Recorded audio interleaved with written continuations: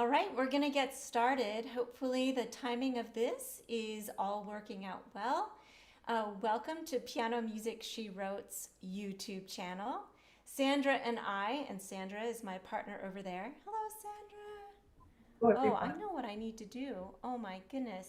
We need gallery view. Okay. Anyway, so Sandra and I, my partner in crime, we have been on vacation for 2 weeks, and we noticed that towards the end of our vacation, voila, it's Pauline Viardot's 200th birthday celebration. So we thought, what a great way to come back from our vacation. So today is Pauline Viardot's 200th birthday. She was born on this day in 1821. And so I got it right, right? So we thought we would just do this very mini celebration by playing some of her music. Because what better way to honor her but by doing that? So without further ado, I'm going to pass over the baton to Miss Sandra over there. And she's going to introduce her piece and then play a little number for you. And then I'll come back.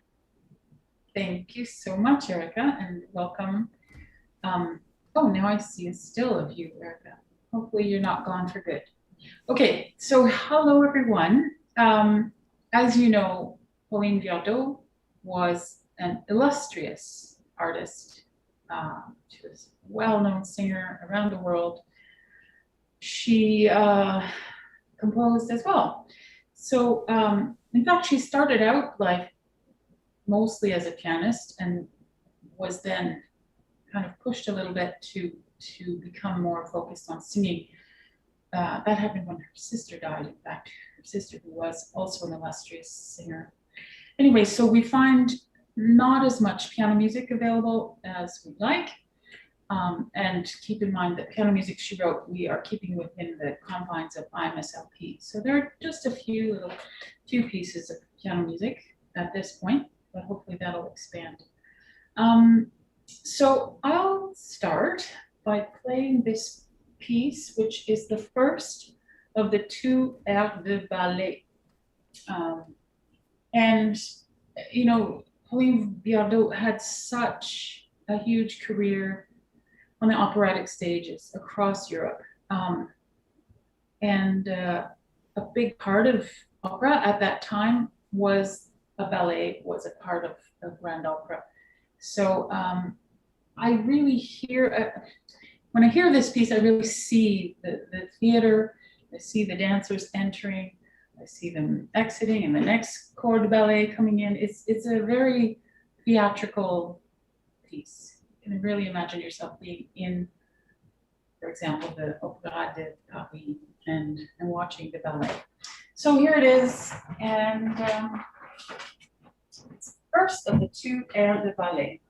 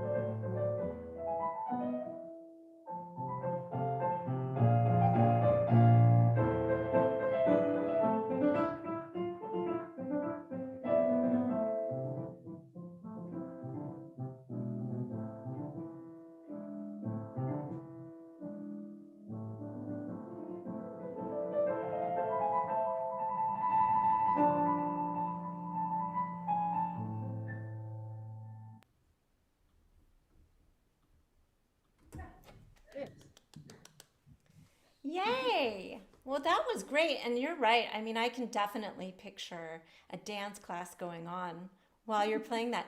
The one that I was looking at, actually, I didn't have that same impression. I don't know why.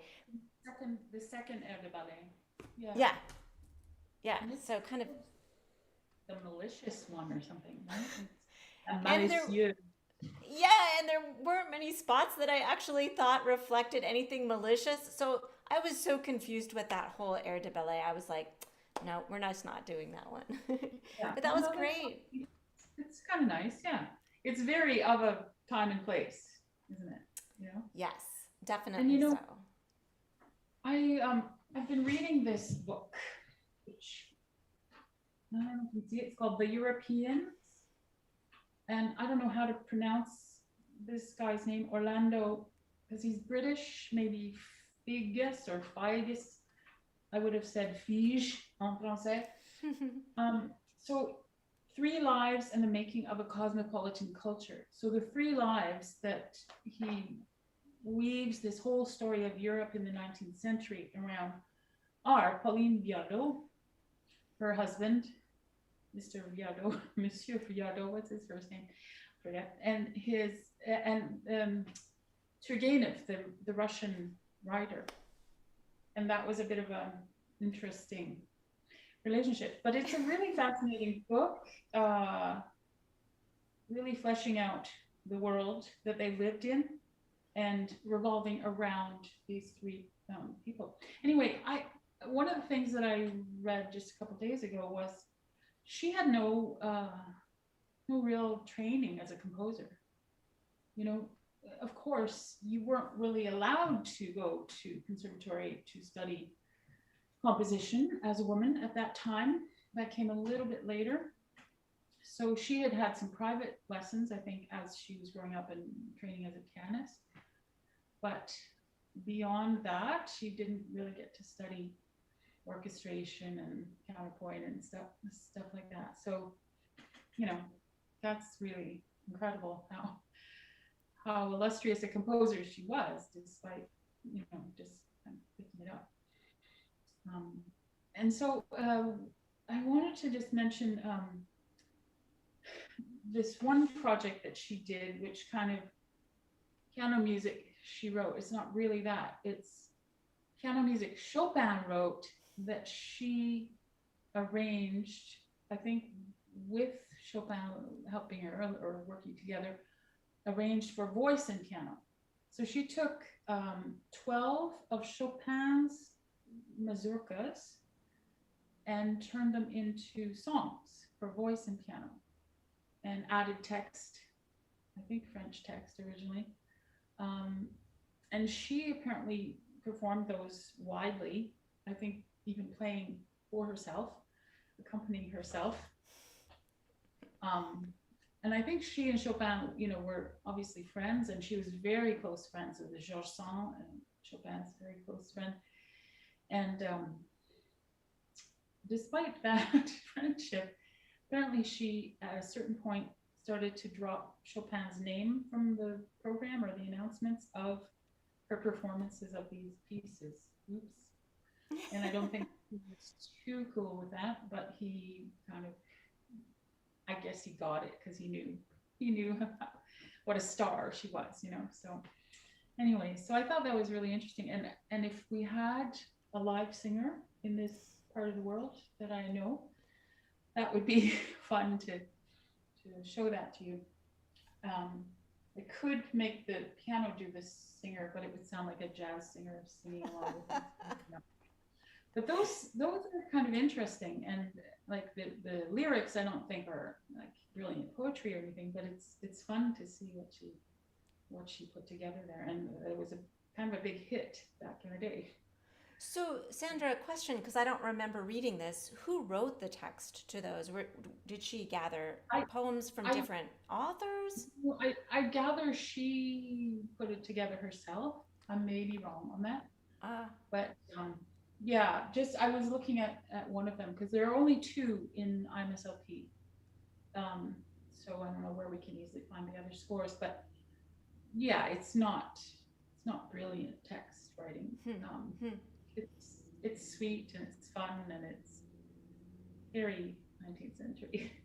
Yeah, and I mean, it's just so reflective Positive. again of culture and the society at the time. And, I like to think back, and of course, they didn't have the same forms of entertainment and distractions that we do today. So I can so easily picture a group of them sitting around, and why not? Why not come up with words to the Exactly. Yeah. mazurkas for fun or for Yeah, it serious seemed that it purposes? was that. I mean, and I think most of her performances of them, or at least some of them, were in the salon context, you know. Yeah, of course. So, yeah, so Very that's fun. interesting. So that's something that, crosses the border of piano music. She didn't write, but she turned into songs. We need a whole Um, new YouTube channel, Sandra. I think we're good. We're good. Okay. Anyway, and I realized that I was supposed to be the one to introduce Pauline Viardot, and I didn't. So thank you for covering the bases before Oh, you played. no, you did though. You told us. A little bit.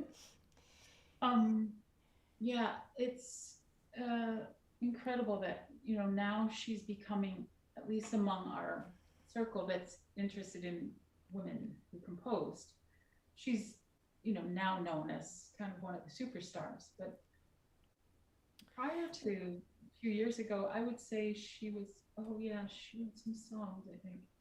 That was about it, but she was Right. a superstar. And I think I've just been in doing some reading on her. I was just so impressed by how revered she was as a singer. And then you go back to thinking about Chopin and his amazing lyrical lines, and you just kind of have to help wonder if hanging around Pauline singing away didn't help to influence his lyricality, Yeah. lyricism when he Yeah. wrote. So, I mean, the again, this really is incredible for painting the picture of the culture that they lived in, and yeah, it was all these people hung out together. yeah, so cool. Eventually, oh, I wish I had kept a page. Um, I gotta just find it. It's incredible. At a certain point, she didn't sing so much anymore, of course. She lived very long, until what, age 88 or so. At a certain point, she became more known as a salonière. She had a lot of parties at her house for other musicians. Oh, I just wish I had that page marked. Wouldn't that have been smart? Oh, anyway, the list of people, composers that hung out at her party, like Saint-Saëns, Meyerbeer, Massenet, Chabrier, Grieg, I think Tchaikovsky even came by. Like, this was their milieu, Yeah, This was their amazing, circle. amazing. So fascinating. And they didn't have a So, pandemic to deal with, so they didn't have to quarantine, evidently. yeah, there's that. All So do you right, want so to play? yeah, I thought I would play her gavotte, and yeah, I'm gonna play her gavotte. We'll see how it goes. This is a very new acquisition in my rep, just as yours was for yours. Same, yes. All right, so here we go. This is her gavotte, Yeah. and this is from Two Pieces or something like that. All right, let's see how it goes.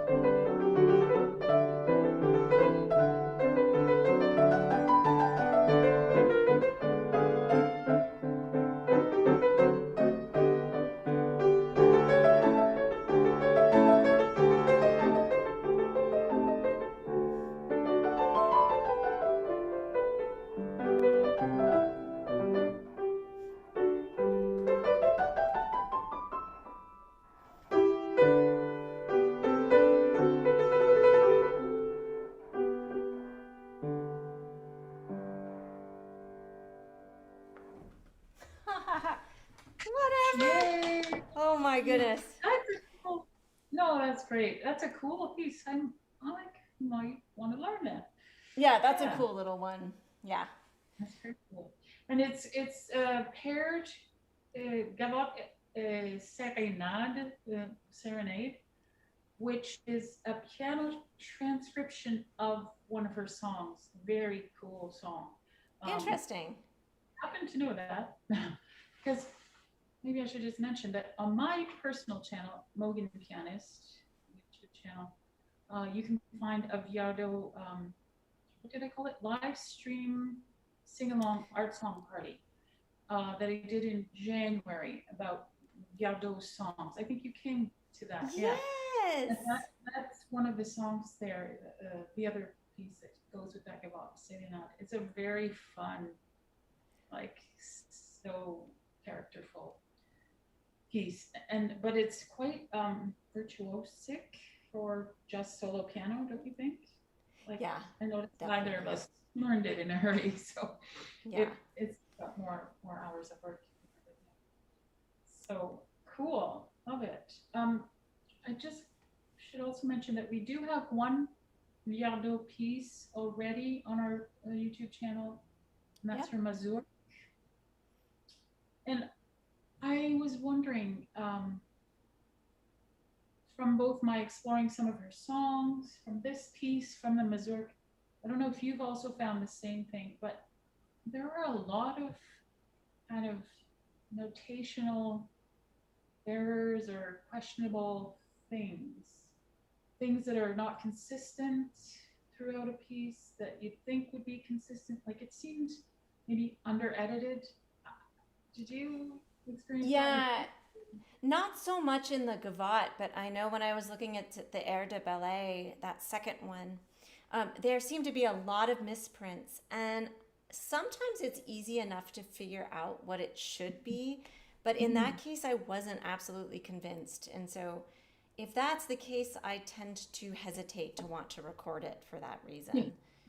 But I it's too think. bad because that could even, and I've noticed this in other composers' publications too, especially by women.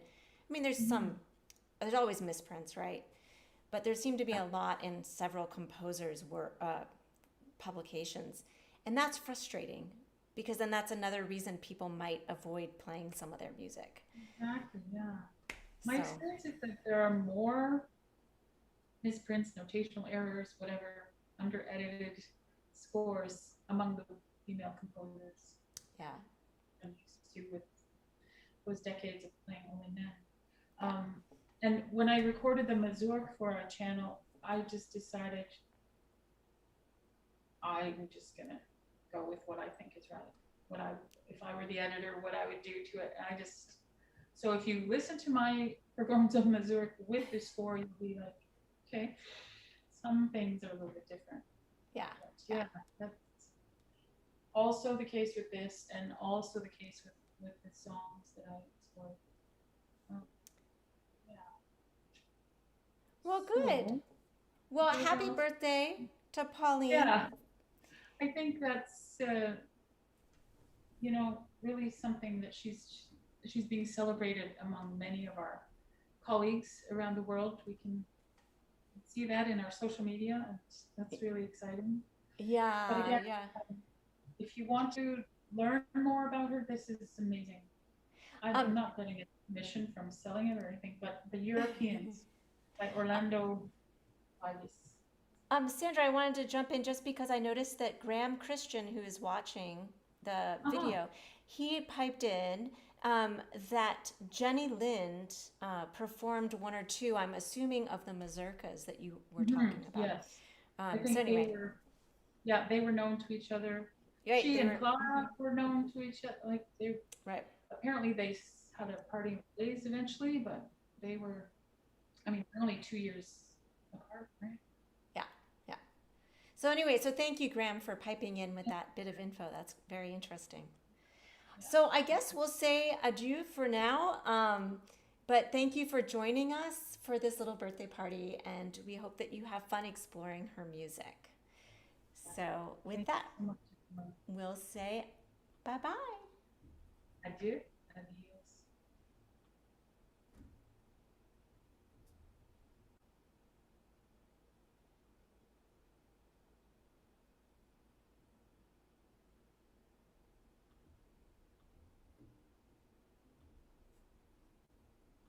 Okay, so we're off.